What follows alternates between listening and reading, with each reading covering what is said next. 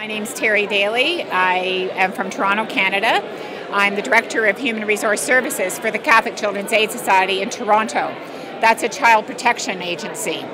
We have about 550 staff, and we're dealing, serving children and families in the community. We have served in the last year about 25,000 families in the city of Toronto, and we're primarily there to prevent neglect or child abuse of children. So part of what I'm here about, I'm actually been invited as a speaker, and we've been an employer of choice in Canada, one of the top 100 employers for the last 9 years. And part of it is to share that story. How does a social service organization use quality? How do you actually create a place where it's actually a place of choice? You can still be first class. My whole theme is it's not about the money. It's how to have workplace and life flexibility. And that, in fact, is what will help us retain staff in future. So I'm here to actually learn from others too. Child welfare is notorious, and I think probably in New Zealand it's just the same, for very high turnover. It's very hard to keep staff because you're looking at people that are dealing with very involuntary situations, like the clients don't want you in their doors. We have the capacity to apprehend children, which is nearest and dearest to all of our heart. There's a lot of violent, traumatic situations that workers are dealing with.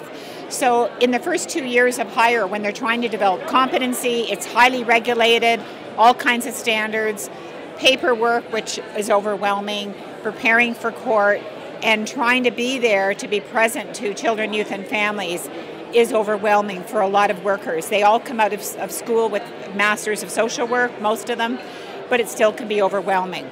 So you have to actually try to create a work culture that supports them in doing the work and doesn't have it feeling so overwhelmed. Stress has been seen as actually there's been studies that on research on stress that child protection is actually even more stressful, and you're at greater risk of PTSD, post-traumatic stress disorder, than ambulance workers, firefighters, or police, which is usually surprising for the community. So that's another topic I'm here to talk about today, about developing a peer support model that actually helps to mitigate some of the impact of the trauma that they experience, particularly if a child dies on your caseload. I really believe that public sector can learn from private can learn from public sector. There isn't a whole lot of public sector representation here that I've noticed, and I appreciate it's due to reductions, I suspect. They can't afford to send people here. So I myself came on my own ticket from Canada because I really believed in coming here. So I think it just reaffirms the importance of performance indicators, which is what we're trying to do in Canada now, around how do you actually assess that you're making a difference in a child's life. What is it you can do? So I'm finding some interesting little tidbits. There's not one presentation that said it all for me. One of the important ones this morning was Tim Bean, just the importance of taking care of self, which is a critical piece that goes back to my work, which is about care for the caregiver. If you don't take care of yourself and keep yourself fit, you won't be of any support to the people you're there serving.